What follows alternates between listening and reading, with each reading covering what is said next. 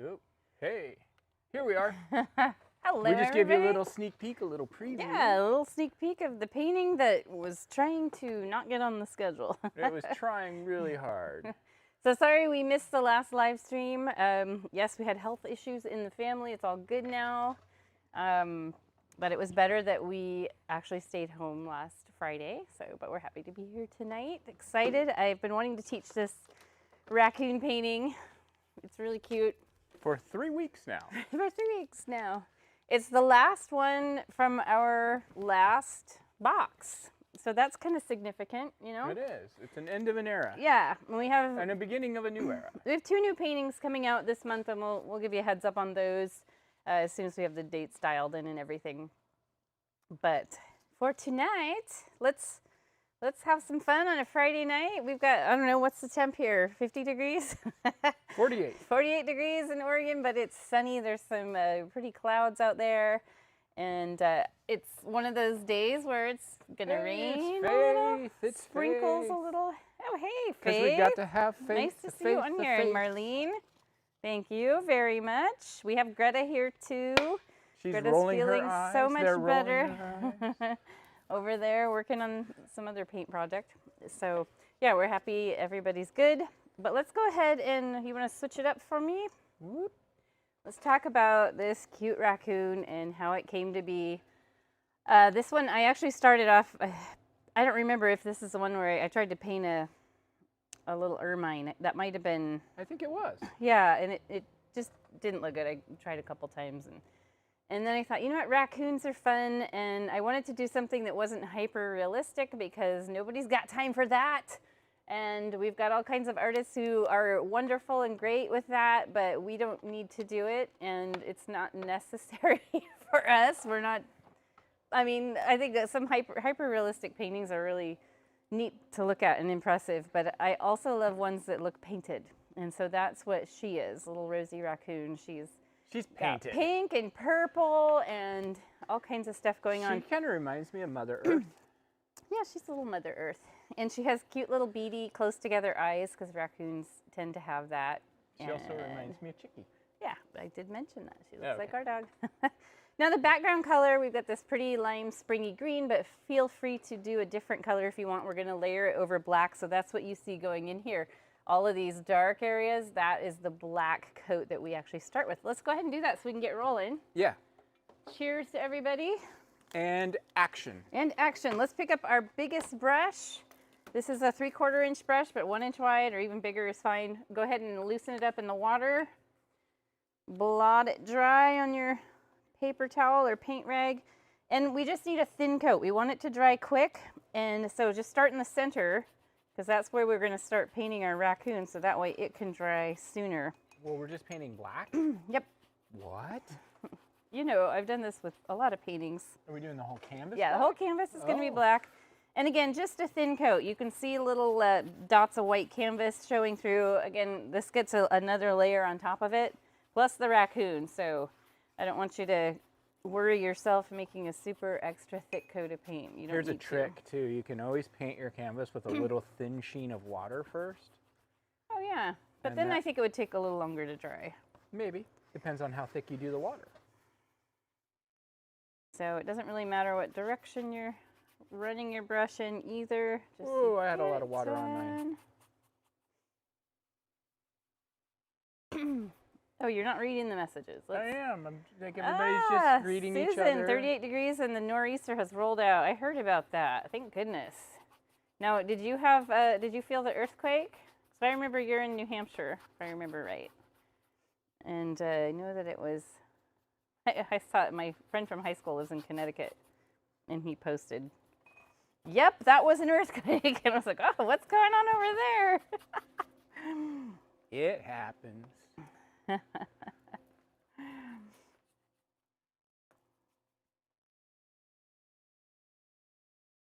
And hopefully everyone had a good Easter if you celebrate or get together with family. Greta and I stayed home and played video games while the rest of the family went to Easter dinner because we didn't want to bring in a fever to 80-year-old grandparents. Did you guys stay home and play Mortal Kombat? We did. It was fun, wasn't it, Greta? We had fun. And then we had Marie Callender's chicken pot pies. I was like, I'm not really in the mood to cook anything. And I know I'll get some leftovers brought to me. And yeah, we had fun in our own weird little way, I guess. And you know, the family was kind of on the Facebook Messenger thread, so in a way we were kind of involved. Well, and you ended up not being the only ones missing because of illness. So. Yeah, there were. Oh, Sid, my sister who comes on here, missed Yeah, it. Sid was sick. She was down with the sickness. And we were all down with the sickness. I wasn't, but wasn't gonna leave Greta home alone on Easter.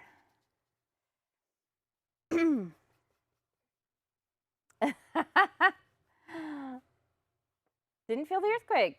Hubby and I laugh. A 4.7 is nothing compared to a former Californian. Yes, you're right. Yes, I can't imagine. We had one here in Oregon in, I want to say 1992, 93. Somewhere around then. And do you remember what it was? It wasn't that big. It was like.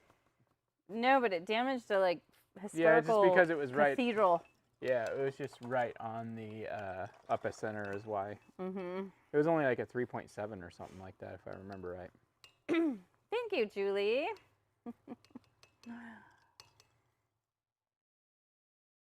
Okay. I am cleaning and drying my large paintbrush off. We will use it again a little bit later. When is our next live stream? I don't know yet. I need to look at the schedule and what's coming up with stars. It's either and all next that. week or the week after. Yeah. This has to take priority over stars. Yeah, we've got a shadow up here in the upper right. That's Maybe I from need your to glass. adjust this. Is it? Yeah, it's I from don't your think glass. it can do that. No, it's not. You know what? You went through this whole thing the last time we did a class. I'm picky It's about because lighting. that board is darker. I'm picky about lighting. As long as everybody can see it, we are good. Is We are picky meaning good. you're never happy with it? Yeah. Is that what you're trying to say? So a lot of you guys have this sheet from the last box, and it has your step-by-step instructions. So I will be we're going to work this way next. He starts out kind of looking like a little fox. And then as we add more and more fuzz around the face, it starts looking more and more like a raccoon. Actually, I'm going to put this nearby. So I'm going to give you a minute to finish up. I know sometimes I paint kind of fast through this. I actually I'm teaching a live class tomorrow. It's for those of you guys who've been members for a long time. It's our colorful elephant painting we did, I think in 2022. And yeah, it starts with a black canvas too. And I think I gave that painting away, so I need to recreate it. But that's a good way to refresh it for teaching. Yeah. Sometimes I need that. Okay, so if you are not quite ready to proceed on, you can always, if you have a big chunk done, you can paint along with me, or you can pause the video and catch back up. But I'm going to go ahead and start off without too much of a delay. You can see my canvas is still very wet, and the paint coat is very thin, and I know it will dry pretty quick. But so we're going to use white paint, and it's going to turn gray, and that's good because raccoons are kind of a grayish brown.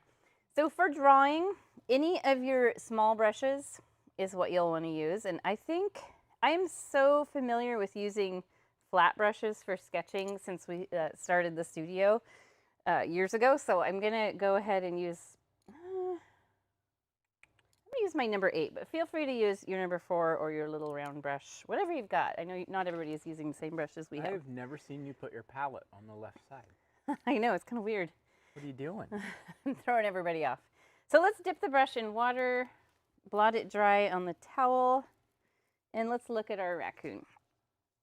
So she is off center, and her head is, it's kind of not quite as squished as an oval.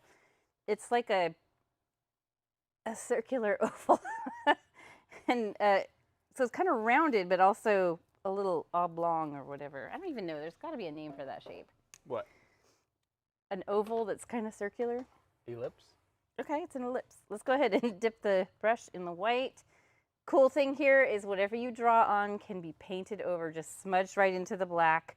And even if it smears and makes a gray mess, it's okay because we come in later with the green background, so you'll be covered.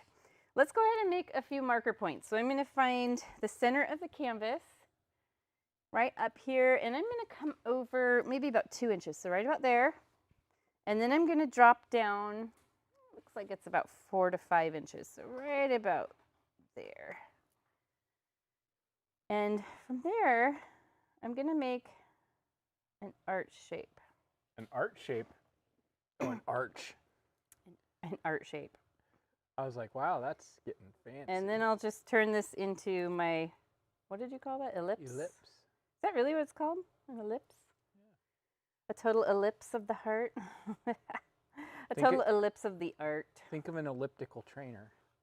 It's not a round, it's an oval. So don't worry if it's not perfect, if it's squashed, like I've got a flat spot here, that's okay. We're going to add lots of hair and fluff it out, and none of that will be noticeable. Now their ears are small and they're kind of rounded, but I made these just slightly pointed. So it's like a little rounded arch on either side. Yours might end up being partially off the canvas, and that's okay too. I just didn't want it dead center because a lot of times when you have a painting with the subject right in the dead center, it just doesn't have a lot of visual appeal. Unless it's like we had this painting with a big colorful tree right in the middle, and I always felt like that one worked. Just making sure my ears are about the same size. It looks like a kitty cat. Yeah, it's kind of like a cat, but let's not talk about the cat. Let's not talk about the cat from October. Let's go ahead and from right here, right about here, just sketch down to about close to the corner. It can be a little above the corner. Sort of rounded, sitting. Just shape that out however you like. And then they have this shoulder here, and then this kind of just goes straight down. So something kind of like that. It doesn't have to be exact. Mine is not exact to the original. I can see the original here, and I know it's not exact. It's pretty close. And I think I will switch down to probably my number 4 to draw the face, maybe even the number 2 for the eyes. We'll see. So looking at pictures of raccoons, which I always, whenever I'm painting an animal, I reference photos because I want to get it right so that it's, looks like what I'm trying to paint. And looking at raccoons, some of them have really round faces, some have a pointier look, and they are, even though they all look alike, there's slight differences with their facial structure a lot of times. It looks like we have started typing something. I probably did. So take a breath, take a sip of whatever you've got. There, it's gone. Does that And make you let's do happier? I'm going to zoom in so you can get up close and personal with the raccoon face. There we go. That should be good. Let's have a look at the original. Try not to focus too much on how this one's a lot more detailed and fluffy. What we're going to draw is we're going to draw this shape. Don't worry about this line or this. We're going to draw this shape. It's kind of like almost like a rounded teardrop, so it's not pointy up here. It's kind of rounded. And then the 2 little round eyes. So I'm going to pick up my number 4 brush, dip it in the water, and I'm just going to dip it in the white paint. So there, I picked up a little white. Let's see. So I want to find the middle of the face, right about there. Make a dot. That's where the top of the snout is going to start. And it's just going to come down. So you can see it's not super wide. And it's going to come down here so it's like a little chin. And we can shape this out later. But like here's your mouth, here's your chin. Looking very much like a bear right now. Then I'll use my little round brush and some white. And if you want to draw, like some people like to draw like a dotted line to divide the 2 sides of the face so they can center the eyes a little better. You can even draw a line across here like that. Like, let's do that. because this is good learning for drawing. And this is going to get covered up. I know this isn't in the instructions, but we're good. It'll get covered up. So like to draw the eyes, you just do like a rainbow shape and a smile shape underneath. So then you end up with a circle. He's going to be staring. Mine kind of and like, I try to make, like I look at the space between here and here. So I know I need to try to make that space equal. mine kind of looks like Bane right now. That's funny. And I changed something up, so I've got this little white dot there, but that's okay. I can actually, I probably will cover it up and do the highlights with you later, but I could leave it. So now I want to draw the nose. Now I know like your instinct might be to put the nose here, but it's gonna go way down here. The nose is really close to the chin. And how is it shaped in that original? It's been so long since I painted this. So right above, like, let's say this is the mouth, like this is where their mouth opens. So it's going to be right above there, kind of rounded, goes down. So almost like a shape of a top, like a spinning top. Totally looks like a bear.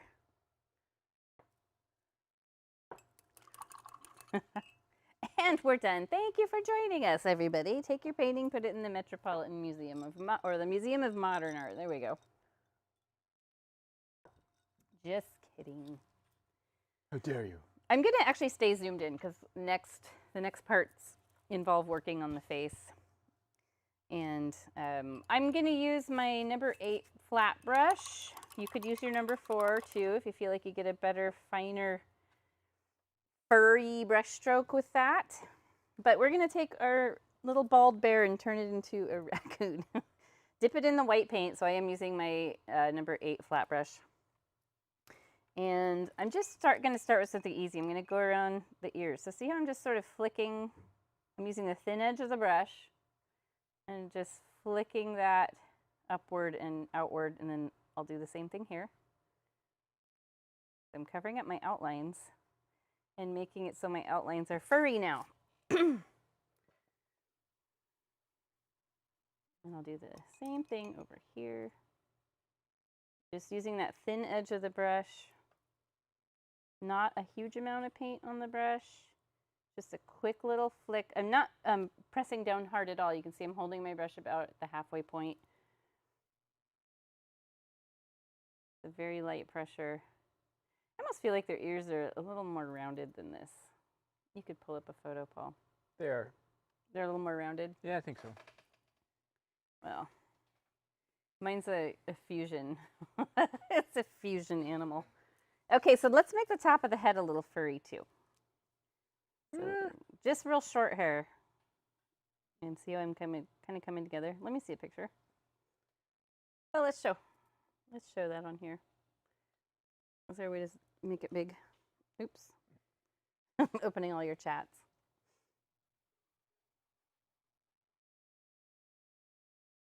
Look, yeah, they are. See, they are slightly pointed. Let me actually put that back up there. I want to see the way the eye. Okay, yeah, and the way the black goes around the eyes is kind of down at an angle. I was trying to remember if it's as sharp of an angle as I put mine in. I think it is. Okay, so let's go ahead and give this guy. Let's draw the stripe from the top of the nose up to here, and you'll just fill in this area. This is going to continue up, so just ignore that white line for now. Go ahead and fill in. You're going to cover up the mouth. And I did this on my original. Like, I kind of looked at it later, and I know there's a part where I kind of shape the chin.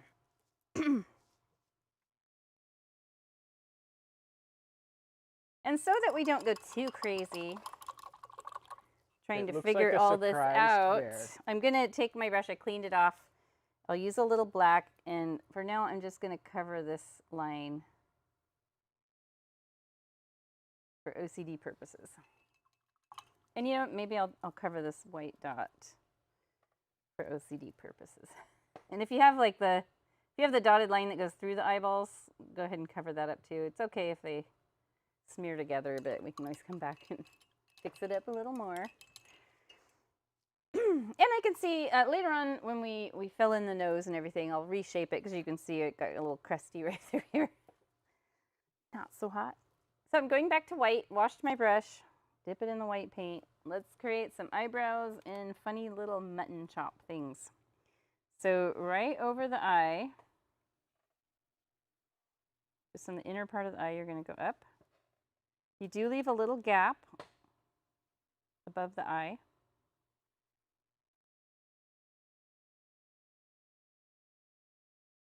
And this is going to go pretty close to straight out. And you can establish now this part by just painting in this line. See how I'm flicking that hair out into the background? I like to give him long little side whiskers.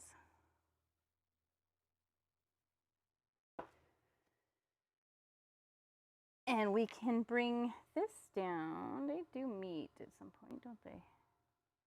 No, they don't. This is going to come down pretty close, though.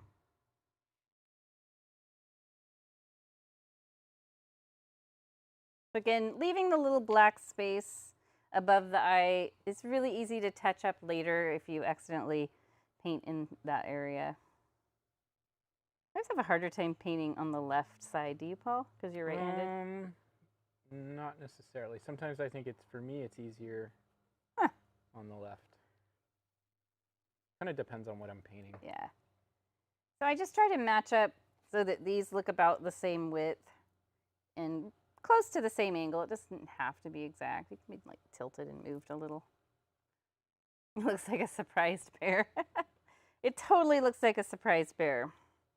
It reminds me a lot of the Cosmic Grizzly Bear painting we did, which is one of my all-time favorites.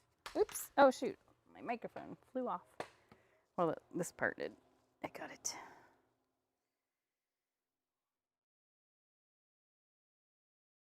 And if you need to look at your photo, we are on step 2, so it is helpful. You can see, like, okay, we're getting there.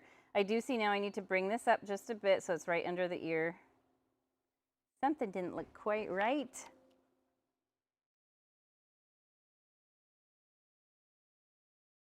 I wanted to get here early and really take a look at the instructions so I could be like, okay, yeah, I remember how I planned that out, how I did that. But we ended up running a little bit late, so we got here and had 10 minutes to set up. It's all good. It's all good.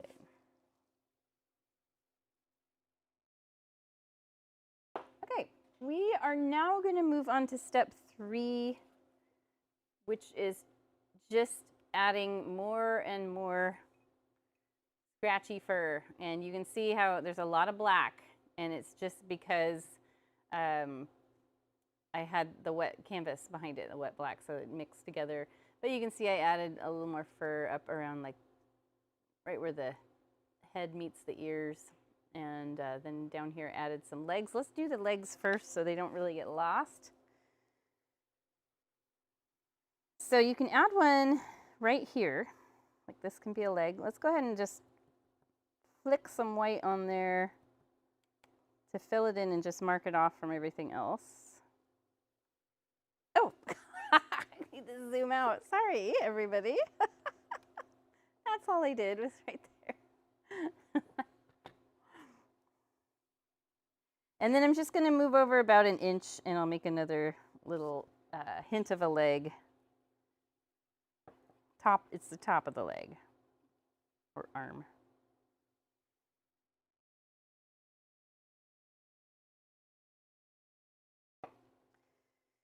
When Paul was growing up, he got a lot of raccoons because they had a 3/4 acre size pond. Was our backyard. Yeah, it was the backyard. And so raccoons would hang out there like crazy. So I'm going to go ahead now and scoot over here and do the long hair that flicks into the ears, like most animals have. And we'll do that over here too. If you need to add a little more fur to the top of the head, you can. Need to make those eyebrows a little bigger, you can. Nothing's set in stone either. You can take away, add more. And I'm looking at mine. I know I need to round this out just a little more. I think I really got invested in making it pretty narrow. And I noticed on my original it's quite a bit wider, which I like the look of that. I don't think it has to be that way, but I like the look of it. And let's add some fur to the body. So they tend to have longer fur throughout here. And I use the thin edge of the brush, and like along this back side, you can see how my brush strokes are kind of long, and sometimes the hair flicks a little out this way, sometimes it's flicking downward. That gives it more of a natural appearance. Because, you know, this painting's super natural. And let's do some across the front of the chest area here. And then you can add fur throughout. So let's just start under the chin, jaw here. And gravity is going to make this hair, well, just the direction of their hair growth. It's going to go down. I left quite a lot of black here. Like if you look at my step 3 here, you see how much black is there. So you see the legs look really white. And I kept them that way just so I didn't lose them throughout the painting, so that like when you guys painted along with me, you wouldn't lose them either. So you can, we add so much color through here so you can keep a lot of the black on there so that it looks pretty gray.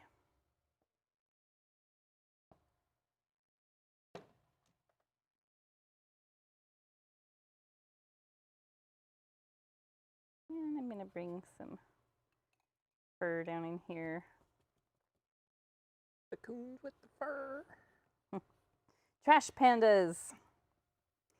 We got, actually where I grew up, we got a lot of raccoons too, because we were in the suburbs, but also in the country. It's kind of weird. And each of the houses had half-acre plots. So we, you know, we got our share of critters. And the raccoons, my mom would feed the stray cats. So of course, the raccoons would come along, and they'd use their little hands, and they'd grab the food, and they'd bring it into their mouth and sit there while they're staring at you the whole time, thinking you're going to chase them off. There was one raccoon that your parents named. Do you remember what they named it? I don't remember. Greta, do you remember? Remember Grams and Papa had a raccoon that they named that would come up? Okay. I know it had a name. This is like going back when Greta was probably like 4. Many moons ago.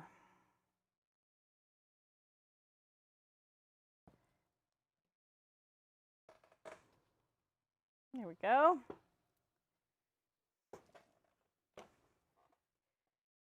So looking at mine, I really love this side. And this side, I think I was trying to maybe be a little too cautious just out of just habit from it being so close to the edge.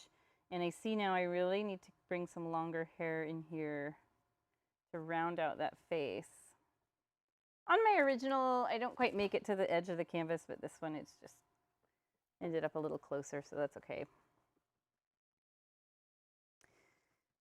Okay, looking good so far. Looks like a raccoon now, right? I think. And this is where you can shorten up the face if you felt like, oh man, the face on mine ended up really long and it looks weird. You can bring some of the white fur up here and literally just reduce the jaw size or length, height, whatever, here and here.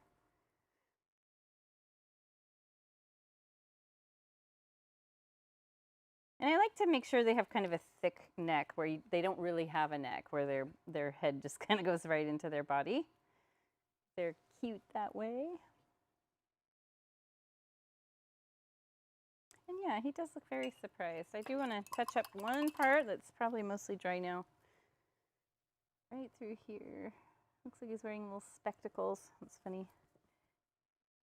I don't really need to cover this up, but I think I will just because depending on what color you use on your raccoon, it might show up. I'm talking about the dotted lines there. Oops, didn't mean to do that in white.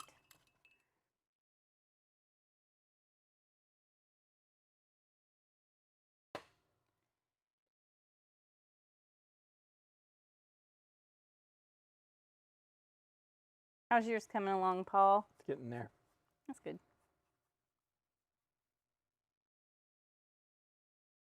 Oh yeah, that's cute.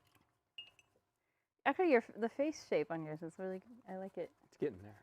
Yeah, it has little cheeks like the Shibas have. Like our dogs are Shiba Inus, and they have little round cheeks. They're so cute.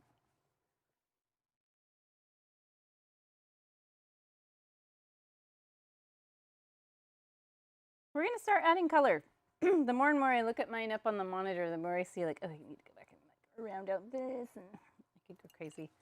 Okay, let's see. I think I add purple next. So we made purple with cyan and magenta. And then we added this to here, the inner ears and the dark stripe down the muzzle. And then I think we had blue here. Yeah. Fun to see the way this came together. Okay, so I'm going to use my number 8 flat brush again. You can use a smaller brush if you need.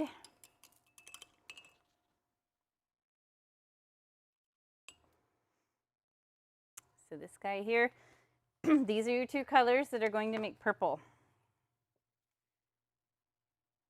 Well, usually when I'm mixing, I try to do equal colors, like equal magenta to equal cyan, equal parts, I should say. And that's pretty close to what I like.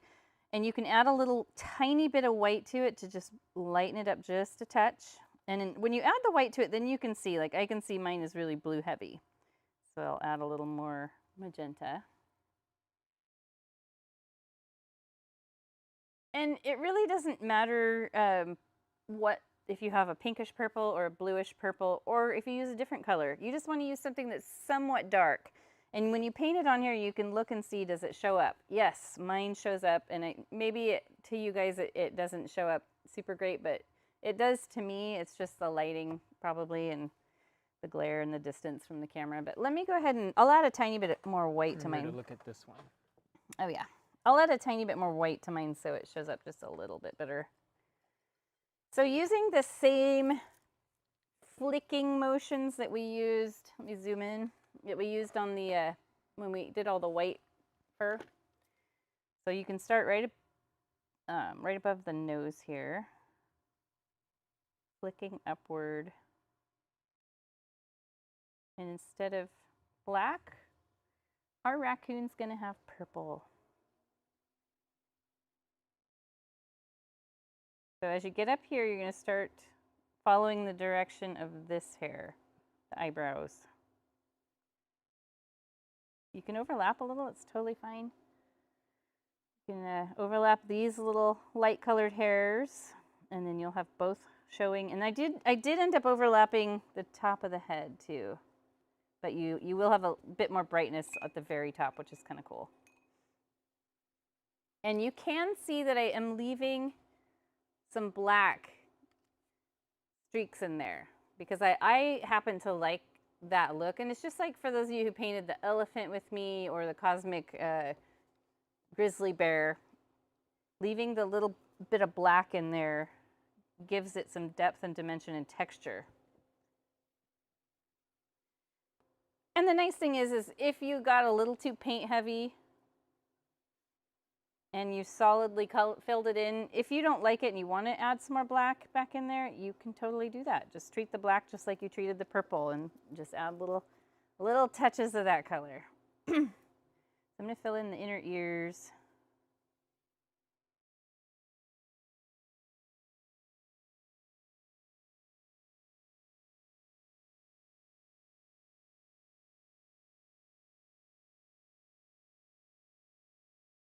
And save your purple. We'll probably use it down a little further on the chest.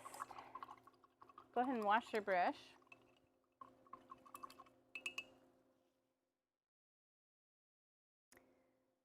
So the cheeks, excuse me, right here and here are filled in with a combination of just cyan. See that there? And you can, let me see this here. I'm going to grab the original. See there? You see the blue? And then we can add some white to the cyan and get around the edges here. That looks really cute. And then we add a little to the top of the eyes. Fun, cute. Let's do it. So I'm starting off with just blue, just the cyan. Starting from the inner corner and under the eye and flicking downward. And I realize it's pretty dark, so you might not be able to see it very well. But once I add the white to it, you will.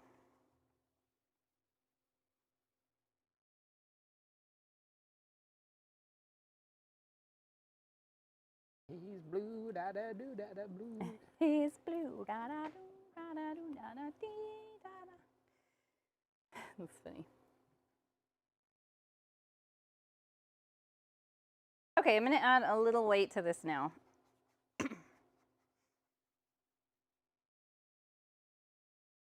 You don't want it to be like super duper, like light sky blue, more like this, more like it's, you've, lightened it up a few shades.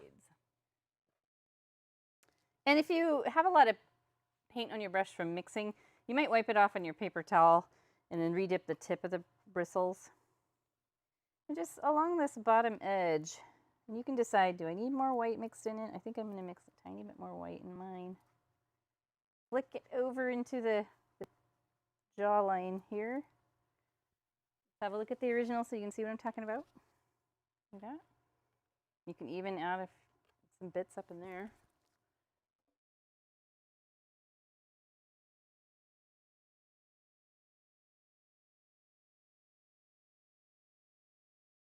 And this is how we start adding lots of color.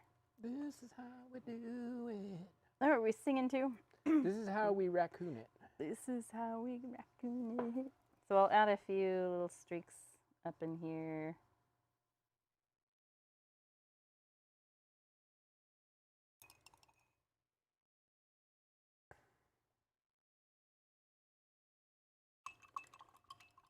What's next? Oh, the eyes are filled in with cyan. I thought they were black, but yes, they are. You can hardly see it. So you can leave the eyes black, or you can fill them in with just straight cyan, or if you want them really dark but with a slightly bluish tint, you can mix the cyan with black. So let's see what it looks like with just cyan. Now I'm using a smaller brush. I went to my number 4. You can also use your number 2 round. You can see I have not a lot of paint on the brush. And yeah, I think that's what I did on that original. I didn't do a heavy coat.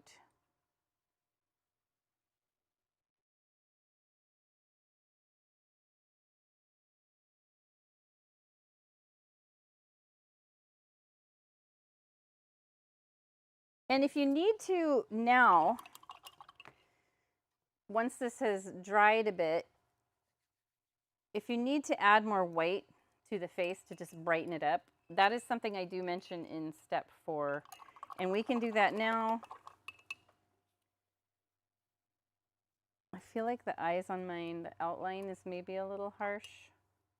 So for you guys, I know looking at my original, I know that I was working pretty quick and had really pretty wet black canvas. So when I painted these circles on, they were pretty dark. So feel free to use your little brush and just kind of lightly smudge around them, because we are going to put highlights that will bring the outline of the eyes back in somewhat. But if they feel like too much like they look like spectacles, I've got some spots here too where I had the dashes drawn in that I need to cover.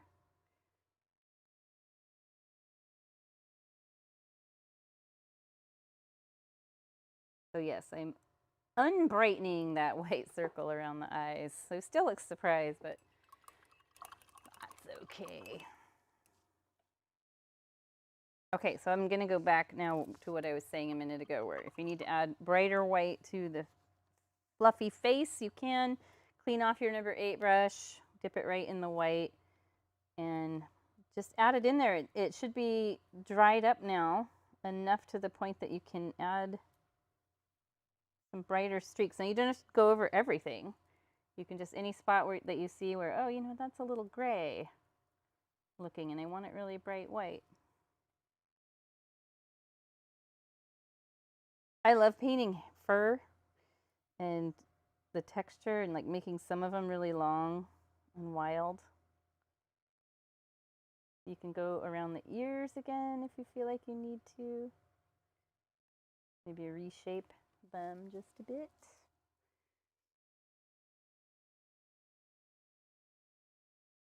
Yeah, our long-haired Sheba has these, and we just call them her tufts because she she just has these long mutton choppy things, and they're so funny, especially when she's running really fast because they just blow back, and it looks like she's in some kind of like glamour ad or something. It's so funny. I kind of think she reminds me of Doc Brown. Mm-hmm. Total mad scientist. So now, as this is dried a bit, I'm going to go back to my areas here. Maybe add in a little more white in my cyan to have some brighter pieces in here. I do like to have a lot of different shades, hues of the same color.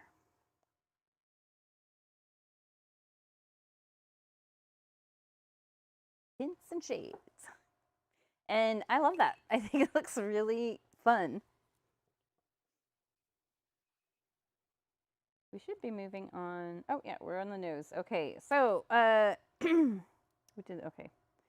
For the nose, we're going to mix black cyan and a very small amount of white. We should get a dark charcoal. And we're going to fill in the nose, leaving the nostrils in black. So I think what we'll do is we'll draw the nostrils on in our charcoal color and leave them black.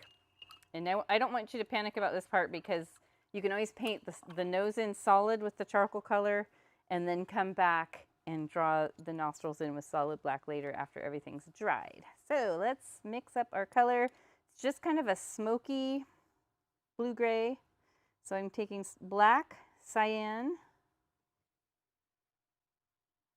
mix kind of a steely color. You can see the blue in there, especially when I spread it out. You see that? It's kind of greenish almost.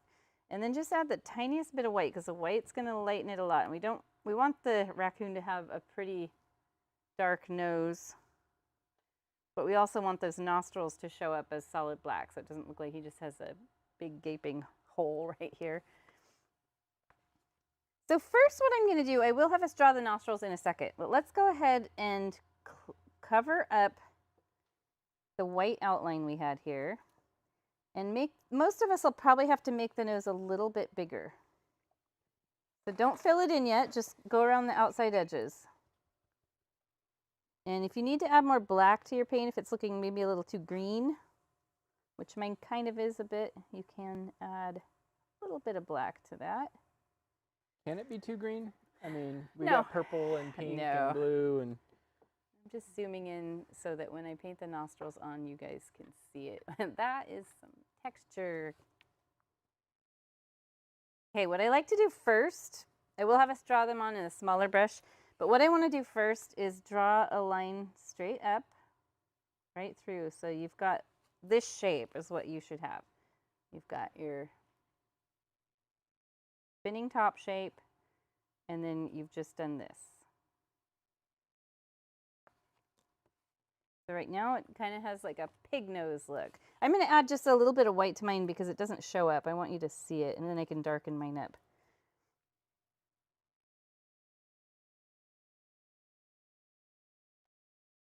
There we go.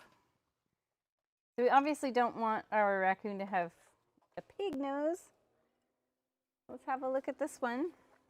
That's how it ends up.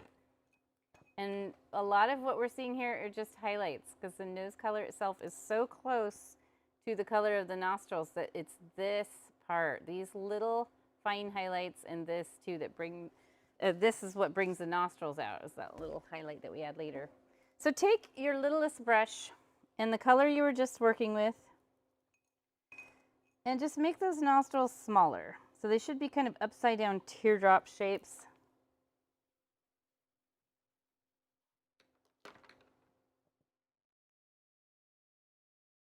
And this is something you can always come back and paint black on later, because I feel like I need to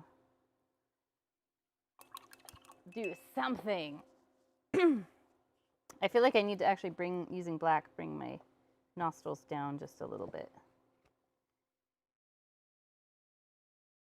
So I'm thinking they have noses that are kind of more dog-like. There you go. You can kind of see it. As I'm zoomed in, I'm going to clean up my border, the outline around the nose with my little brush because I can see where it's not so hot. And I'm going to add, you know, I made mine purposely lighter so that you guys could see what I was doing. Now I'm going to just darken it up a little bit. So it's going to be pretty close in color to the nostrils.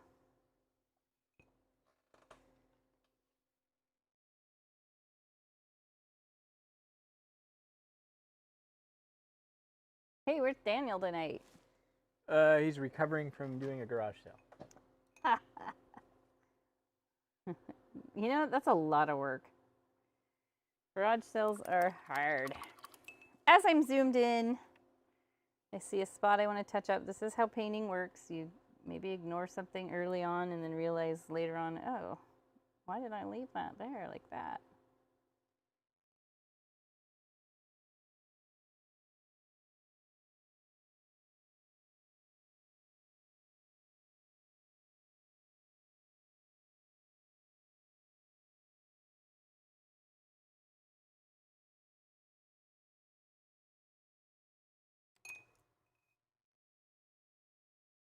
I'm just using my purple, which is quickly drying out, and reshaping this stripe.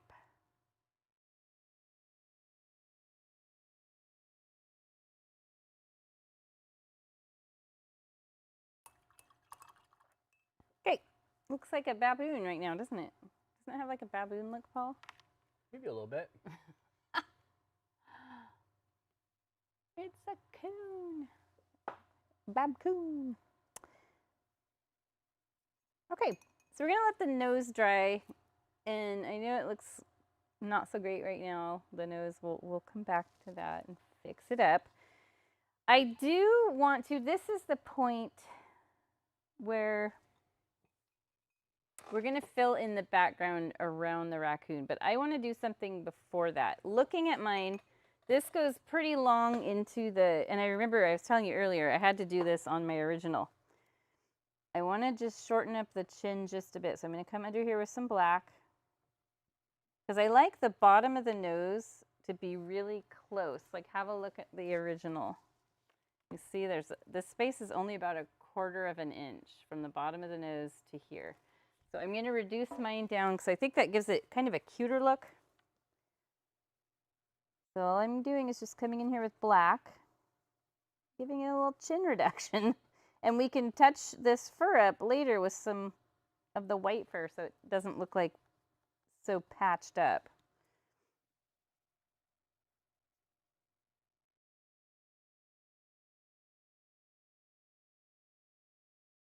You can even flatten this out a bit. Oh yeah, that's a little cuter, I think. So that way this part can dry while we paint in the background, and then we can come in and work on that some more. Yeah. And we will also want to add some white fur-like texture on the sides of the nose. You can see that here, so that it's not so smooth and solid. This will make it look a little more raccoony. But let's talk about the background color. Take a break from drawing the face. Clean your brushes off. We're going to use the biggest brush. And on step 5, that's where we're at. I had mentioned for the background, we mixed a bright lime green, but you can mix any color you like. For this bright green, we used a lot of yellow. Yellow is going to be your friend here. And a little bit of cyan and some white and even a dab of this. So let's push this aside real quick so I can mix. And let's have a look at this. So you can see it is very limey green, and then I came in and I even added more yellow to some places. But let's mix that color. So biggest brush, start with the yellow, pull a chunk of it aside, and then you use the corner of your brush or your palette knife, whatever you want, and pick up some cyan. You want it to be really yellow heavy though. That's what gives you that lime green look. And I don't over mix it. I like, see how it's kind of splotchy? I like the look of that. I feel like I could put a little more cyan in there. Now I overdid it. And you can add a little white to it, just a tiny bit of white, because it's going to really overpower it and turn it more of a minty green or celery. Maybe you like that. Oh, I'm shaking the whole table.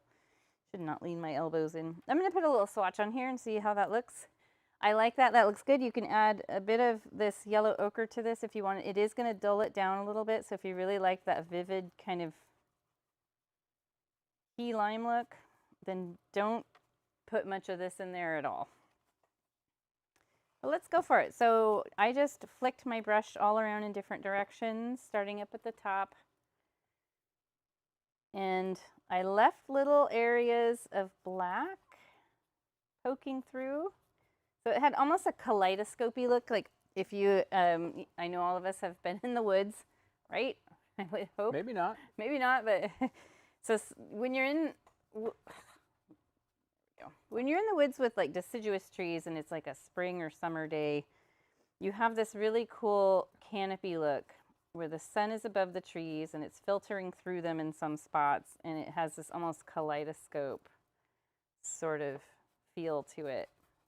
And that was the look I was trying to go for here. I wanted it to look like it was either under a canopy of trees or maybe even like sitting in front of a hedge.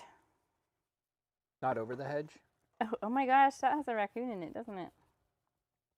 Yeah. So if I wanted, I could brighten this color up by adding just a bit more white to it. I'll show you what that would look like. So see the difference? And I do just like to put some bright spots on there. And you can see I'm coming close to the raccoon, but not touching it quite yet. And you can play around with, like I showed you earlier, how I have some yellow patches. You can take and just put some splotches of yellow in there. Like maybe concentrate on one corner, like it's the sunlight kind of filtering through there. I'm not pushing very hard. It's literally the lightest pressure on my brush. Hey, are any of our people going to be in the path of the eclipse next week? Oh yeah, we got to know that. We're not. Forgetting. Yeah, we're far away from it. But we were in the We had a path good of one a couple totality. years ago. Yeah, in 2017.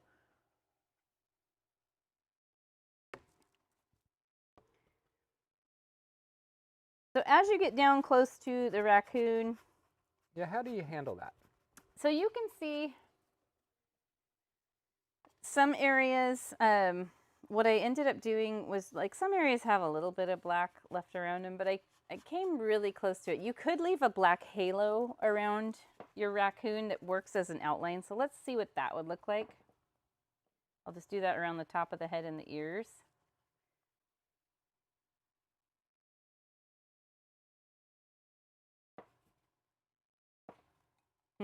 I'm glad you can't wait to paint it. It is pretty fun. It's just getting past the facial parts. Like with any animal we've ever painted, it's getting through that part is where it can be a little hard on your brain, because you're looking at it going, is that what it's supposed to look like? Is his face too long? Is his face too round? I go through all of those thoughts too when I'm painting. So it's normal. But here's what it would look like if I left a little halo of black around. And I'm using the thin edge of the brush to get in close to here. And you can see, like, let's cover up this part. You can see that it does make it stand out against the background. So this is your preference. Whatever you like. You can bring it in and touch the top of the ears and head. Just know that we'll bring some white fur in later to overlap into the background. Or you can leave that black outline. What are you going to do, Paul? I'm going to overlap onto the raccoon a bit. Yeah. I need to mix some more color.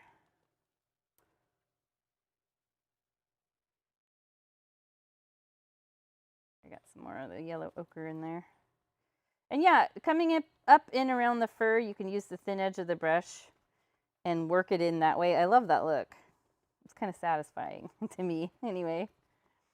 I think that looks really cool, how it's kind of spiky along there. And same thing over here.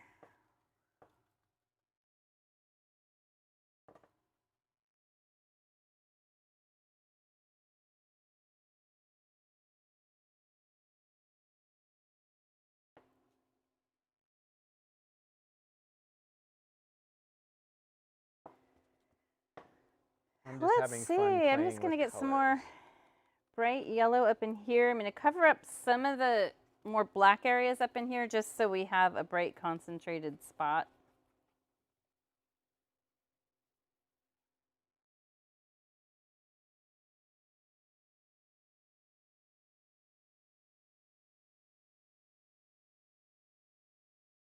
And just take a look and see if you need to, like if you have like a different color outline around your, like your green, maybe you got too light around the raccoon and you need to add some more color in there, some more paint. Do that. But I feel like I'm pretty close to done with the background. I don't think there's too much more I want to do.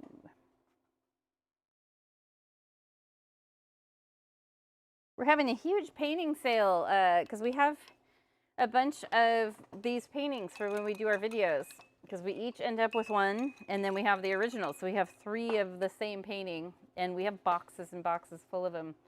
And at our nonprofit space, that's a theater, musical theater, we got a free piano and it is 113 years old. We named her Priscilla.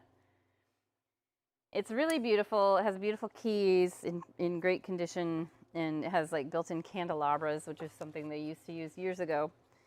And we had a piano company that one of our board members uses for home come in and assess it. And she has a bird cage action is what it's called. It's just the way she's designed inside. So you open up the whole front and it looks like a bird cage. It's like there's bars and everything. And anyway, she needs $2,000 worth of work, and we didn't want to scrap her, so we are doing a fundraiser in our space. We're going to sell all of our paintings that we have left over, which are in the hundreds, aren't they, Paul? Because some of them are left over from when we had the studio. Yeah, we've got a lot. And just raise the money for Priscilla. And if you guys want to help us out, you can go to SherwoodStarSociety.com, and there's a donate button if you want to donate. Oh, you can see a picture of Priscilla on there. Yeah. Hey, we're pimping our other business. We are. It's a nonprofit, so we're allowed to. Okay, so we are now on step 6. Time to add more color to our raccoon. This is fun. The fun part. We can add different colors, any color we like. I did add more of the blue down in here and more purple. And I also mixed up a pinkish purple. And I even mixed magenta and white and made some actual light pink. Before we go too crazy on that though, let's fix up the muzzle. So my earring is stuck in my hair and there we go. Oh, we need to see their totality. Let's see, Marlene. Marlene gets to be really close to the path of totality. That's awesome. That's super cool. Okay, what I want to do first is we're going to change this. See how it's really smooth? We're going to make it kind of furry along the edges. And I think you'll want to use a smaller brush for that. So maybe like your number 4 flat. And let me zoom in so you can see up close what I'm doing. White paint, use the thin edge of the brush and just really carefully, light pressure, just like we did along here and here. That's what we're doing. We're just doing a smaller version of that. We're roughing it up a bit. So it's not just smooth. And if you need to widen up the muzzle a little bit or round it out, this is a great time to do that.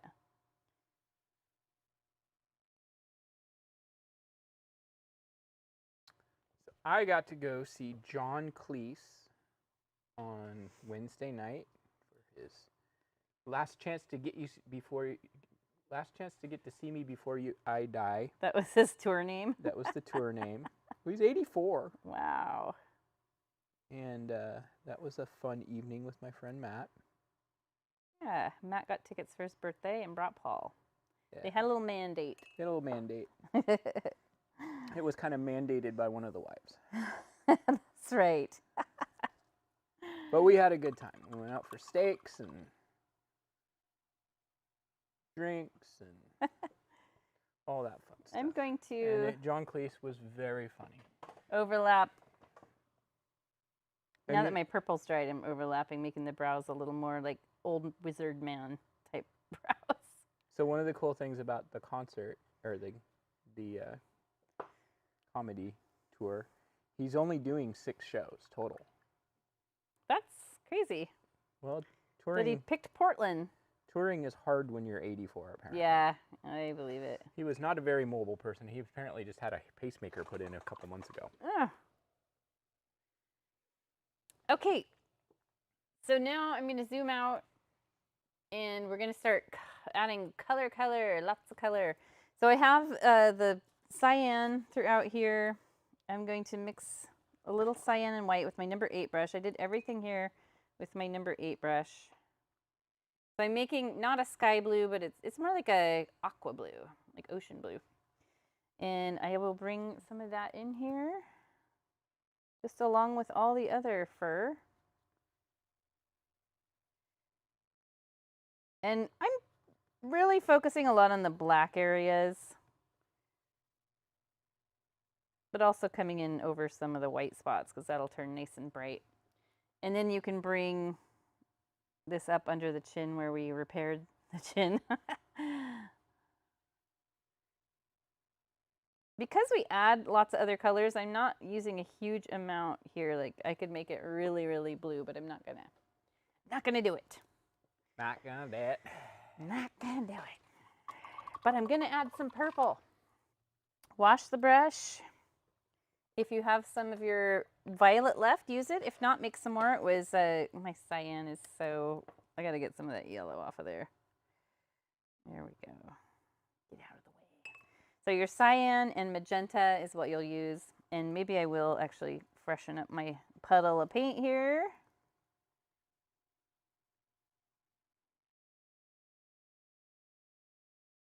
And we'll see if I need to add white to it.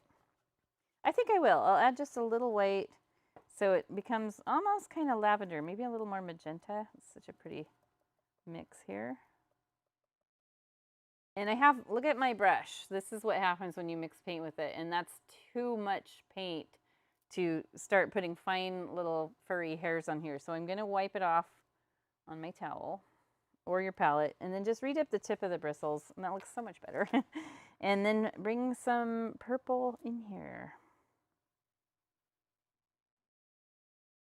The background might still be a little bit wet, and purple with lime green, those two would not be friendly together. So you want to kind of avoid bringing the color out to the edges quite yet till that lime green dries.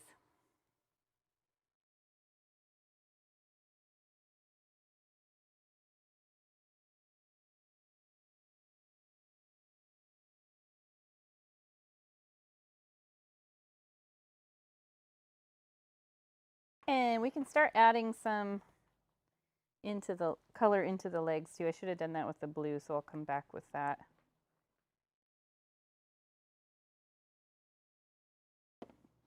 Bring it all the way down to the bottom. So the legs are not going to stand out stark white, but you can still look at it and know that, oh, those are the front legs or arms, whatever they are. I'm going to wash the brush and bring some blue back in there on the legs.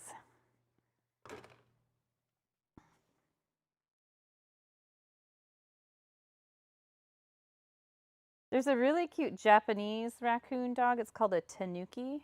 I highly recommend you Google tanuki. It's Tanuki. They are so cute. And that's actually looks more like our long-haired Shiba. She looks so much like a tanuki. But they also look like raccoons. Okay, I'm going to I don't want to add a whole lot more to the head because we need that space to be dry for flowers. But I do see, I guess I don't really need to add any more up here because the flowers are going to cover this. I do want to add some pink in here.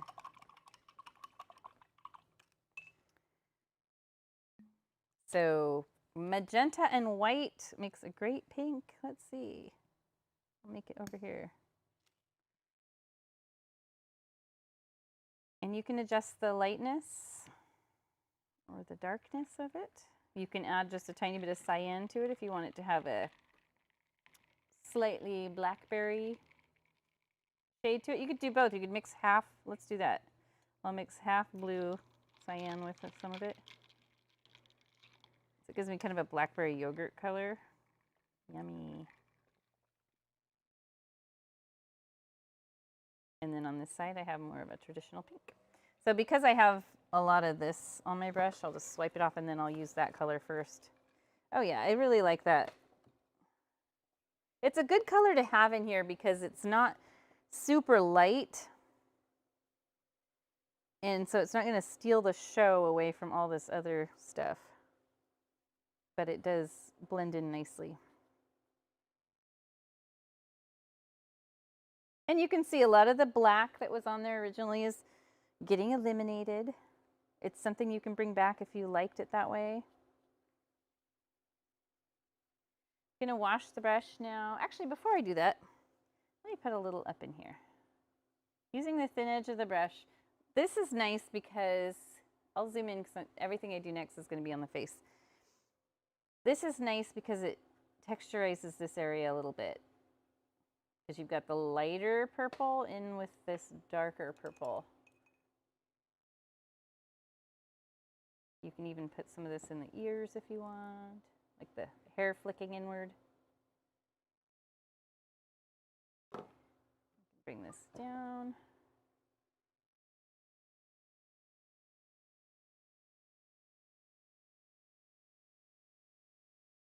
You can even put some in here if you like.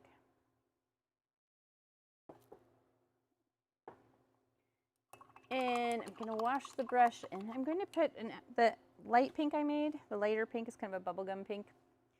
I'm going to put that around the face. Let's have a look. So it's around the edges here. And you can even put a little here. You can put some on the top of the ears. And then if you want, you can add some to the body too. Let's go ahead and get it on the face. Pink. Thin edge of the brush, not a lot of paint. I still have some wet white paint in here because I used kind of thick paint when I was adding the bright white in. And I actually like that. It's going to mix with this pink and just make some spots that are a little bit lighter. You want to follow the direction of the fur though. So this is just accent. You can add a lot if you really want your raccoon to be, if you want people to look at it and go like, oh, a pink raccoon. You can add a lot. Or you can keep it on the smaller side. And I'm just literally just kind of tapping my brush around up here. Add it down in here. Always using that thin edge of the brush.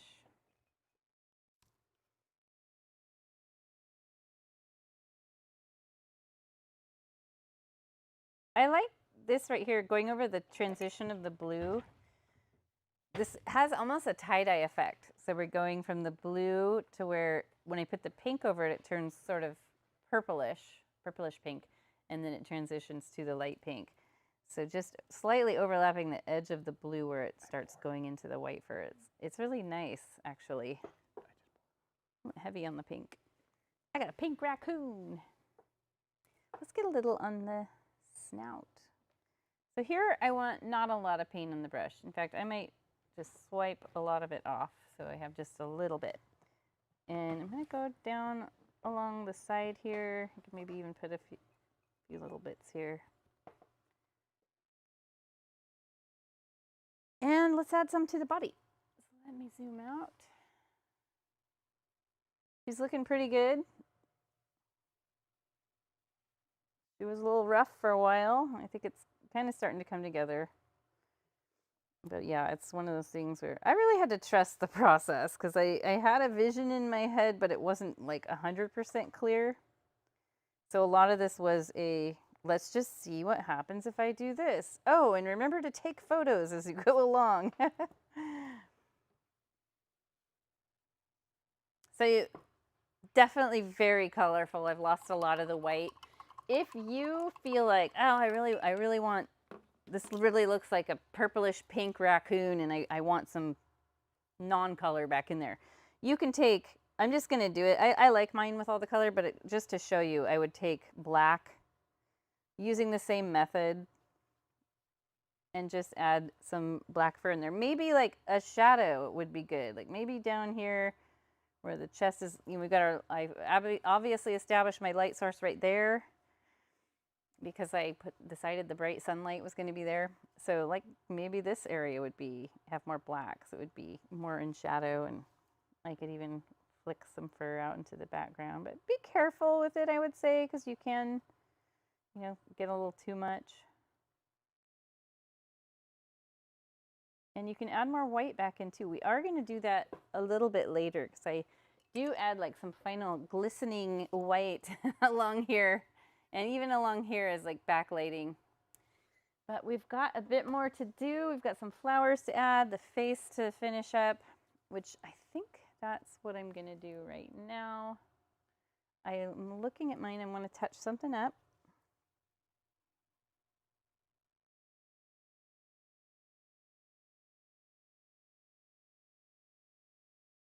There we go. Okay, I guess they're kind of uneven. We are all the way on step, I think we're on step 8. Let's look here. Yeah. Step 8, time to detail the face. Time to detail. We added some lavender fur along the dark strip in the middle of the face. Yes, that's what we did already. We're going to mix cyan and white and use the smallest brush to paint a thin strip of eyelid above the eye. So that is where we're making this color. It's kind of that ocean, like pool blue. And let me show you what we do. We add, isn't that so cute? She's just adorable. I love that. It looks so much better than this. Let's zoom in. So I am going to end up reducing her eye down a little bit because she does have a very surprised look, and I can change that up by bringing my blue down into the eye more, so it actually closes off the eye a little bit. It's like we're doing makeup. Let's take our smallest brush, and yes, it was cyan with white. Mine's all dried up here. So we are making, oh, sorry, gotta get back in the camera. We are making it's like a swimming pool blue. Too much white, it might end up being too bright, so I'd start with it a little on the darker, more cyan side, and then add more white if you feel like it doesn't show up. So I'm going to pull and twist my brush to knock off the excess. You can even like wipe it on the towel if you want, if you feel like it's got a lot. We really only need the paint on the tip of the bristles. And now I'm going to carefully, let's see, where do I go? I'm going on the inside edge of the eye, so just under my outline.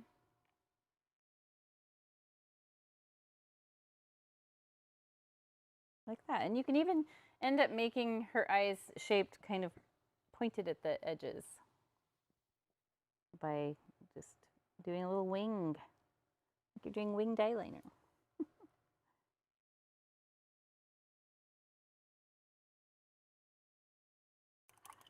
And what I'll do now, I didn't have to do this on my original because I must have had it work out fine. I didn't make such big round open eyes. I'll just come in with the black along the top edge and eliminate any traces of the white circle I had drawn earlier. And this is where you can also thin out your blue line that you just painted on if needed. Thin it out here.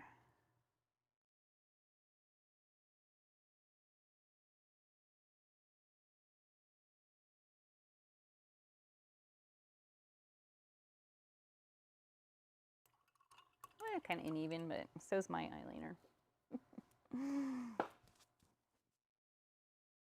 So hard to get it even, especially because like our eyes are usually, they're not exact replicas of the other. Like I have one eyelid that's slightly more hooded than the other. It's like, okay, well my eyeliner's always going to be uneven. Same with our raccoon. So we're going to use the same color and brush to add some highlight to the nose and nostrils. So this is where our nose comes back. So remember that?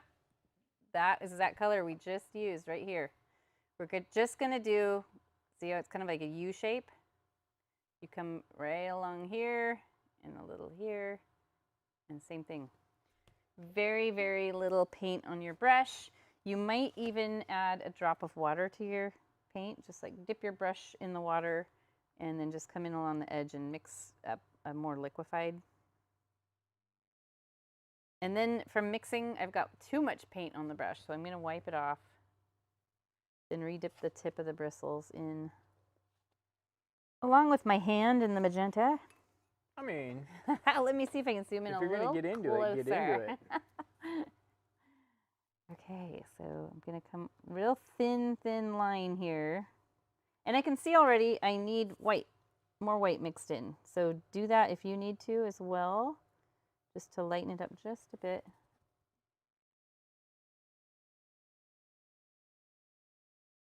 And again, it's kind of that U shape. I'm going to lighten mine even more.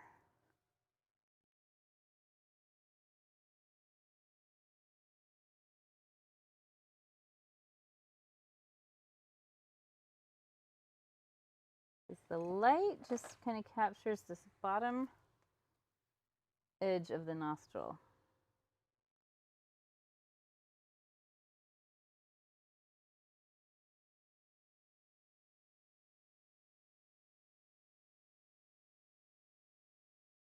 There.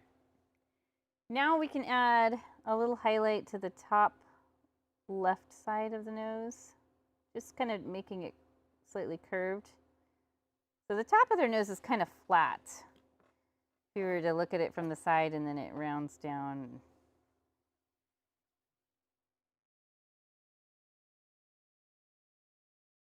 Got a spot I want to touch up real quick. Being picky. But I made my highlight a little too big.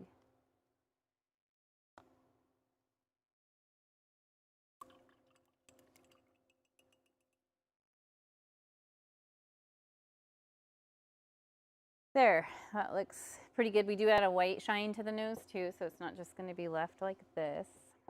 But we need to shade this little area right here.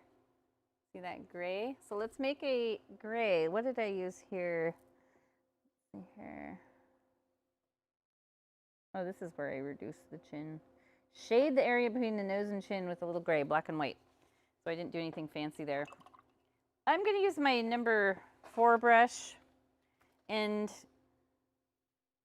black, white. You want to make a color that's more, got more black than white.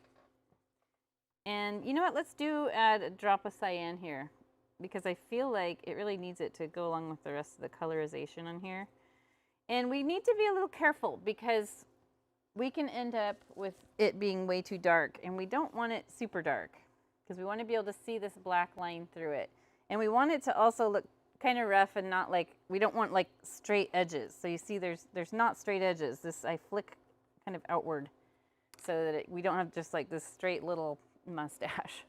We know what that mustache looks like. We don't want that. Okay, so I'm gonna take my brush. It has a lot of paint on it. You can see globbed on there.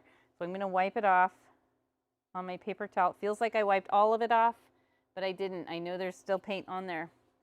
And just on this side, I'm gonna start from the bottom center of the nose, and I'm just gonna flick my brush using the thin edge.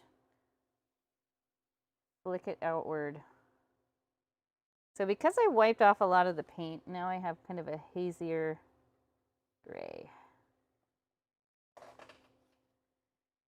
And you can gradually add more if you feel comfortable. darkening it up a little more. Like, I really went light on mine and feel like I could darken it up a little if I wanted to. But I think that's pretty good. And I want to now add the black line. So dogs, raccoons, and cats, they all have this line right here that goes vertically down from the bottom of their nose to where their mouth would be under here.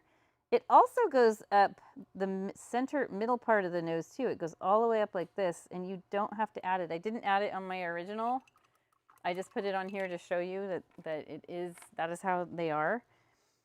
And that would be, that's it for the mouth part. If you wanted to add just like the hint of a little like gray chin, I know we reduced it down, but you could just use this color if it bothers you that there's no chin there. So now it looks like you can see the lips right there and this tiny little chin. It was just done in this color, this gray. Well, while I'm here and zoomed in, let's work on the eyes. They're almost done. Did I do the eyes on this? Yes, I did.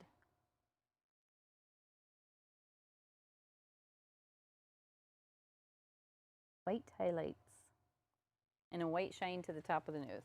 Okay, so I know in my instructions I say white, but to me, I think I had some blue mixed in there, because doesn't that look light blue to you, Paul? Maybe. Yeah, I'm gonna do that. So it's a little bit lighter than this top eyelid color. So I've still got this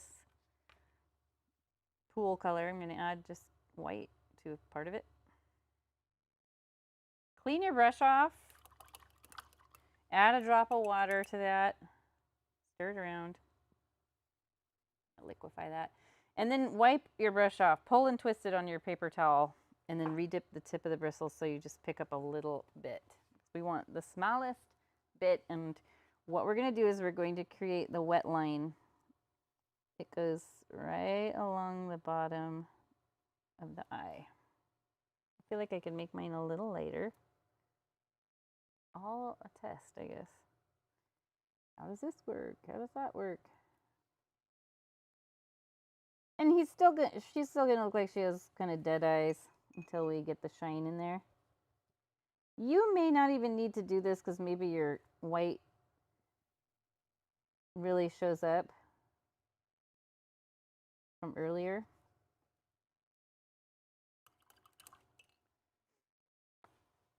And if you need to come in with some black, I've got some extra lines in here I don't need.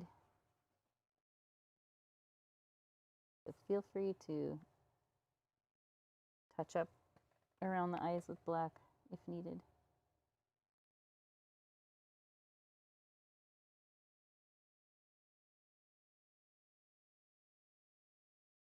You can also thin out this line by just coming in to the eyeball itself with black and just gradually kind of scraping it down. Let's add the shine. So I didn't want to do just dots. So I did a little curve here and a little squiggle, curve here, squiggle, and then just a line on the top. You can add just dots if you don't want to attempt that, but very little paint on the tip of your littlest brush. See that tiny little bit? And I follow the curve of the eye. I'm inside the black part of the eye. And I just kind of squiggle my brush. I'll do that over here. Follow the curve of the eye. So if you think of it, if your light source is up here, then it's going to hit the left side of each of these eyes. Already those eyes look so much more alive. And you could leave it at that, or you could add a little extra highlight like that.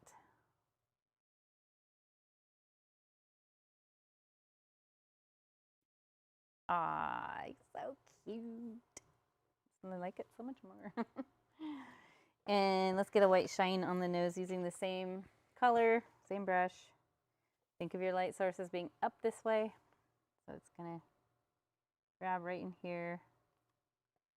And I just kind of speckled it because their noses are textured. They have like speckly noses like dogs do. And if you want, you can add just the tiniest little sliver of white in here with the blue, like as an ultra highlight. That looks pretty good. Let's zoom out. I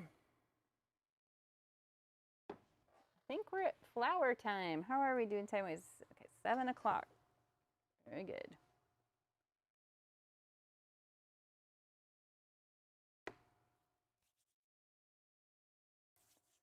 The flowers are very I don't know.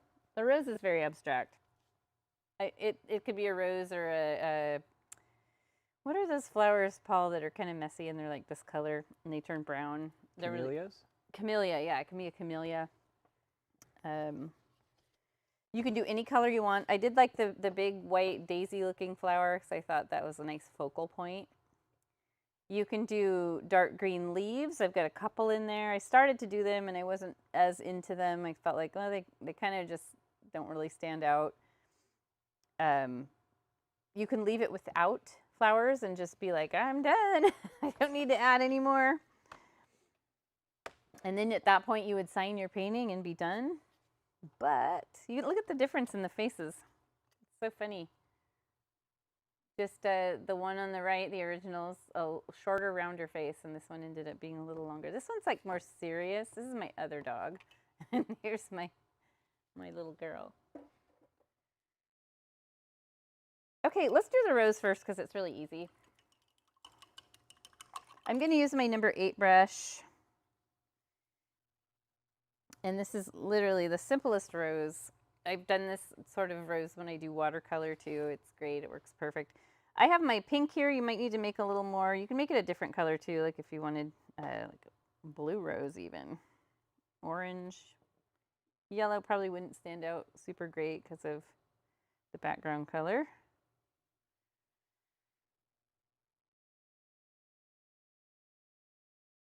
Trying to not get green in there. Okay, so I've got, look at that big glob of paint on my brush from mixing. We don't want that. We're gonna get rid of that. I'm gonna just swipe it on the palette so I can use the paint from it and redip the tip of the bristles. A round brush, like if you have a larger round brush, like larger than this little one, works really great for this sort of thing. But we're just going to use what we got. Did I do a little? You know what? I actually made this a little bit darker, I see on the original, because it stands out better. Because we've got a lot of light pink on her face. So making this more of a raspberry smoothie color darker is better. Okay, so I start by doing a little curve, like a C shape. And then I do another C right underneath, like that. And then I do one right here. And then I do one right here. And that's what I keep doing. I keep adding these little curved, and they start getting to where they're not so tightly curved. So just like the bud of a rose, it's going to be really tightly curved in the middle. And then these outside petals are going to be more open, so they're not going to be a super tight curve. And what I do is, when this dries a bit, I'll come in with a darker color to define these areas that I left. Like you can see the white. So the darker color will go in there. And I think the rose is really cute. You can do, and she is called Rosie Raccoon. So, you know, maybe I'll do one over here. So you do like the C shape, and then one that's down here, like a C shape like that. And just keep going around.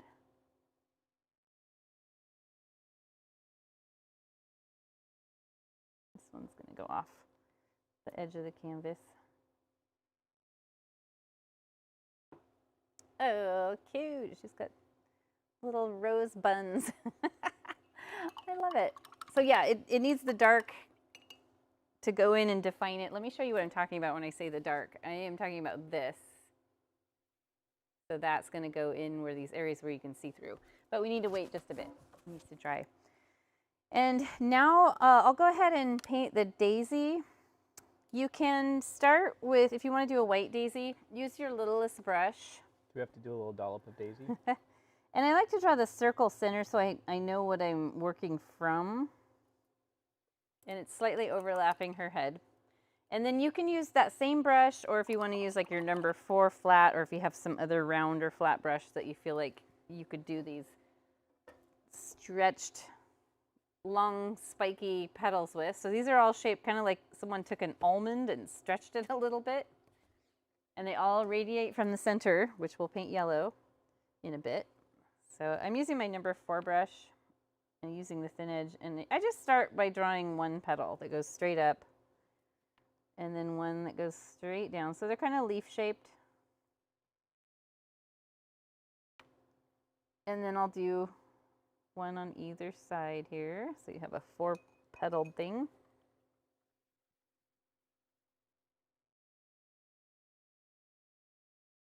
And then you just fill in these gaps. So these ones can be shorter. It'll give it some interest. Like these are the ones, the gap fillers, they can be smaller petals.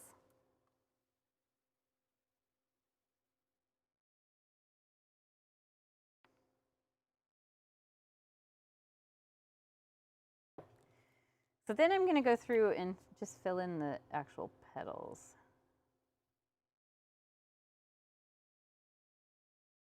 With whatever color you decided to make your daisy in.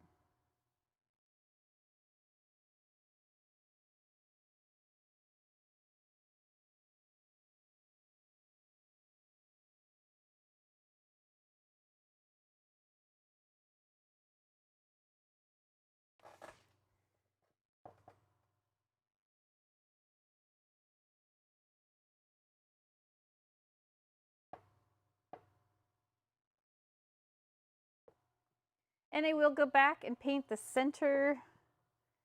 I could do it now since it's just yellow, but I might just let that dry while I work on other flowers.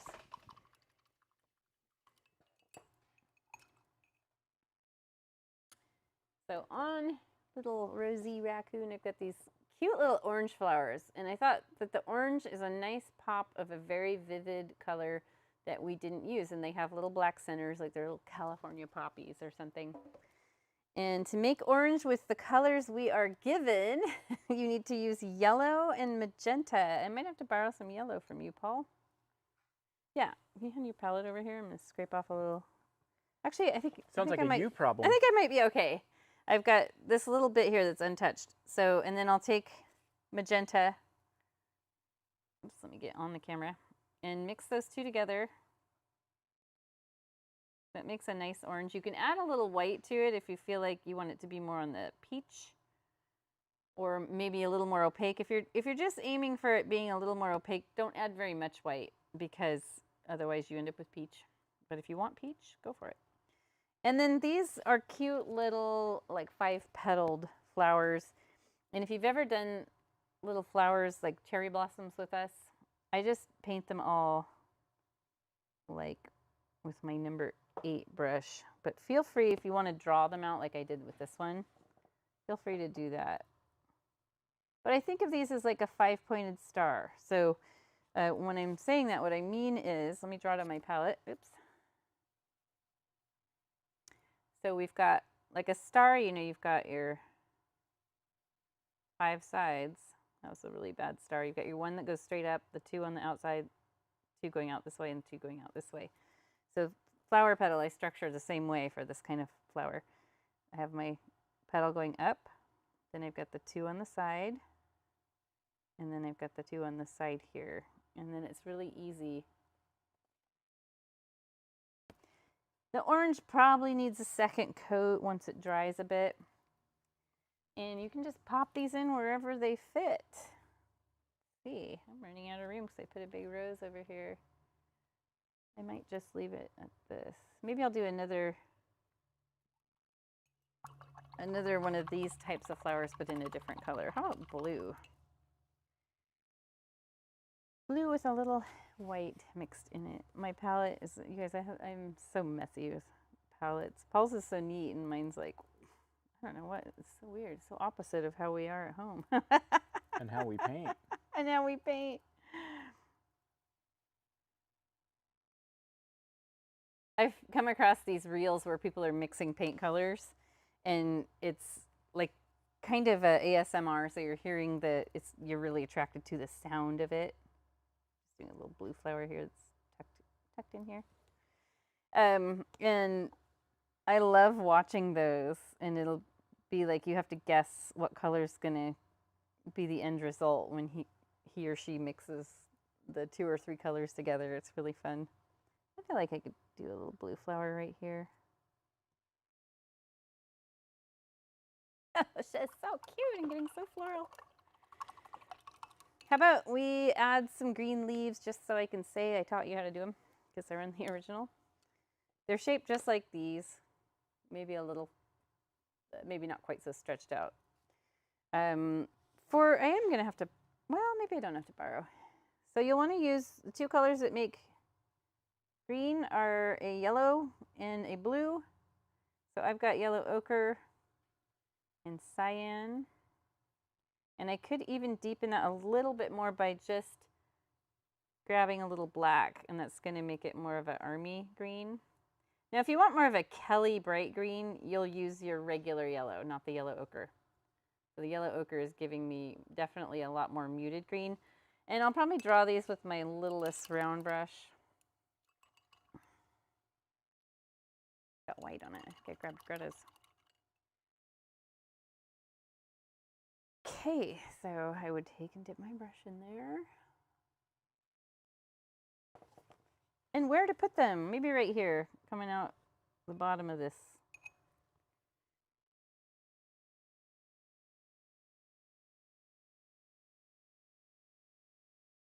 And I feel like it's unbalanced with just the one there, so I'll do one like out here.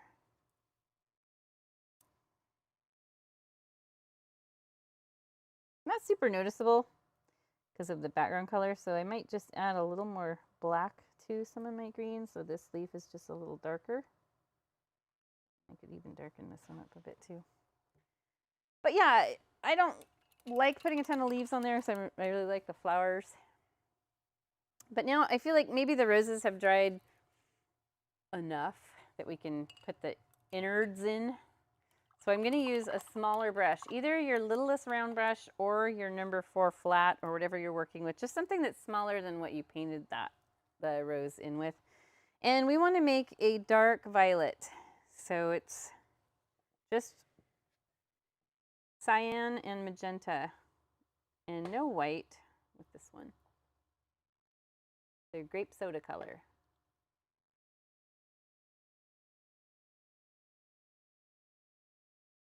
And I'm just going to come in and round out, very light touch. I think I have too much paint on my brush from mixing.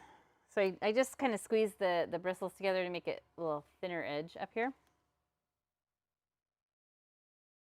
And I'm just dividing. It's basically, I'm doing the exact same thing. I'm making those curved shapes, but they're in a different color. So that's going to help define the rose a little bit. You want to hide any traces of the background that are showing through here.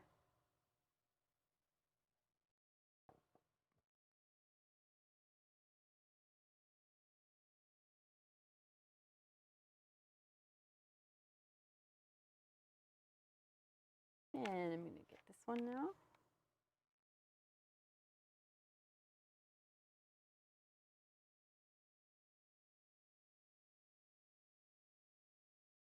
My paint is kind of drying out, so I'm going to add a little water to it.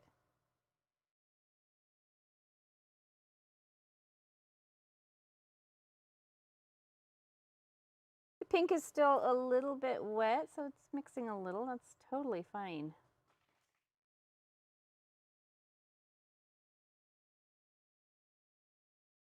Cute. She's like a little Frida Kahlo. And if I wanted to, I could come back in with the pink and refresh those little curve shapes.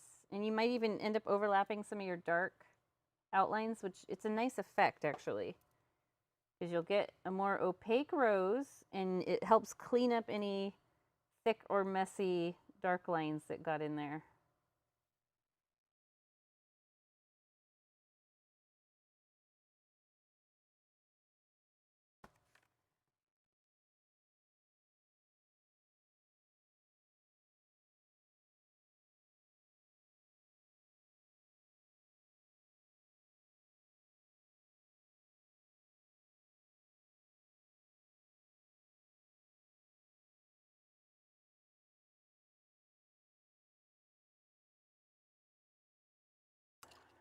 Cute. Now I will get the yellow center. Or actually, I don't have any yellow left, but I've got orange. It's kind of a yellowish orange, so I'll paint that in. You might need to hit it up with a second coat of paint later, but you can put this on pretty thick. It can be a nice little thick glob for the center of the flower. How are you doing over there? Are you just about done? Because I'm finishing up now. Mm-hmm. And then for these poppy or whatever, not poppies, they're kind of more like, I think I called that a California poppy earlier because of the color. But I just did a black center. They're just kind of like little fruit blossom type flowers. Almond blossom, cherry blossom, plum blossom. You can do a black center or a white center, but I feel like the black really stands out. And let me zoom out.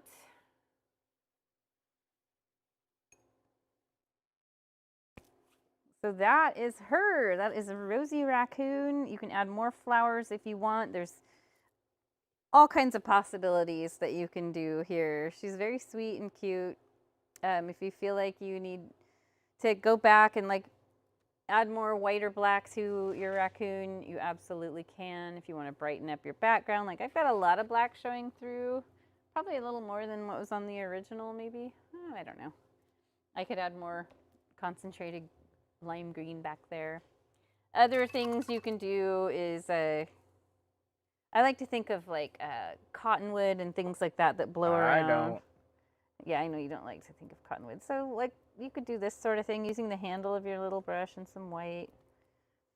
Just to give it that little magical touch that I love to add to my paintings. Maybe it looks like snow. It's supposed to be cottonwood. It's supposed to be magical things.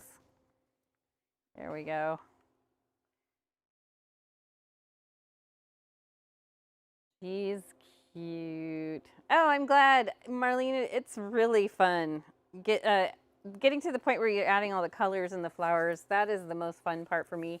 I think that the part I had mentioned earlier, the part, as with any animal painting or anything with a face, that's the part that will hurt your brain a little bit because we think it should look a certain way, and even I fall victim to that.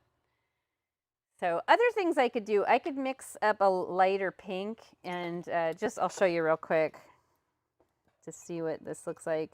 Using maybe a smaller brush and a lighter pink, I could add some actual streaks of highlights. This is like one of my favorite ways to do flowers because they're simple and they look painted. They're not, like hyper realistic or anything.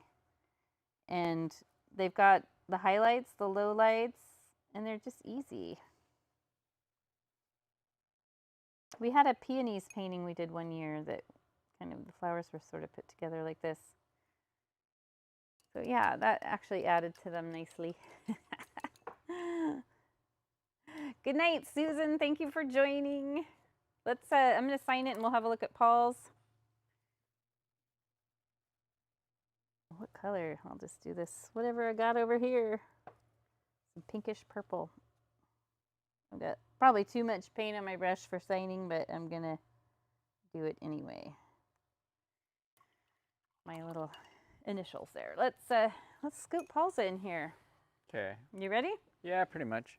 Kind of got a little rushed on the last couple little California poppies or whatever you called them. You can probably zoom out a little bit. Oh my gosh, it's the boy and girl raccoon. It's how I always felt when everybody would want to put flowers in my like beard. his little like straight mouth. He looks like an emoji. That's so cute. Your flowers actually turned out really good. All of them. I'm not bad at painting flowers. Mm-mm. No, your roses are The orange nice. ones that needed a little bit more time. This one is nice and detailed. You didn't add as much color to your coon as Actually, I did. Oh, you know what? Actually, I talked about real quick. I just remembered that we come back with a final little glistening white fur on the back. I did add a lot of blue to mine. Yeah. But you notice I did blue on the left and pink on the right. So this is something I said was on the original. I just brought white in, like thinking of the sunlight being up here. It's gonna skim along the back here. And there we go. That was the finishing touch. That needed that. Absolutely. Super cute. Mine kind of looks like he's wearing a furry cape. I actually like the markings around the eyes of yours too. You kind of have a lot more black up around this area, this outside area. His eyes are a little too close Mine, together, actually. ended up getting, I don't know, I feel like I could come in. I had a little trouble with this part. I feel like I could come in and you can see this is a little wider than this one. But these are all the things that you look at and stew over the next couple days. Right? I won't. I'm just like, I'm done with it. It's good. So let's come back and say our goodbyes. We are back. Thank you so much for joining us and painting along with us if you did that, or if you're going to paint along with us later. I think it's actually smart. A lot of you guys watch the video first and chat along with us and then plan on painting it later. So then you could come in knowing what to head off. Like if I said, oh, you know, and we're painting live, so there might be a time when you're like, oh, I made a mistake here. I need to come back and correct it. Well, you've seen the video all the way through now, so you can correct that mistake from the very beginning. Exactly. Cool. Yeah. What she said. So we will we'll be back on here soon. I will let you guys know on our Facebook group page the date, and then of course we'll send out an email newsletter announcement for what the paintings and the streaming dates. But And the supplies. we're already like almost halfway through April. It's crazy. Is it? We're not halfway no, through. It's April 5th. The first week in. Yeah, oh we're my not gosh. even a week through. Okay, I was thinking we were a little bit further. April is Greta's month. It feels like we're Birthday. further through because this last month has been Insane in the membrane, and we missed a chunk of time because of all of us were sick with COVID, as you lean guys back know. into the screen here. No. You're falling out. You're like, help! Get me out of here. So yeah, pay attention to our Facebook group page. Join in if you haven't yet. And we need to announce it on YouTube as well. Yeah, what so we do. if you guys, when you're on the YouTube, if you go to our channel, there is a community link, I think. I think that's what it says is community or whatever, but we do the announcements there as well. So if you guys When we remember. No, we do. I mean, we You've try been to. doing it? Okay. So those of you who found us on YouTube and you haven't, been a member or whatever, we do have a Facebook group page, so which is open for everybody. I mean, really, and yeah, you don't have to be a member. I almost feel like the group page almost runs itself. Yeah. Like it's very much a community, and that's what we're all about is making sure that everybody feels like this is a community and we're all in it together. Yeah, and then for our YouTube membership, it's $6.99 a month, and we put out several paintings, and you also get access to hundreds of other paintings that we've done since we've got 2019. 200 videos. Yeah, over we have a 200. huge amount of videos, so that $6.99 a month will give you access to all that, and then plus supply lists, and our supplies are pretty basic. We like mixing colors, so we're never usually going to go too crazy. In the beginning, our first videos, we used a lot of colors, and I think we're as probably we got gonna along, we ended up doing more mixing. just knowing the direction we've been going for the last almost year. Mm-hmm. I think we're probably going to stick with these process colors for a while. Yeah.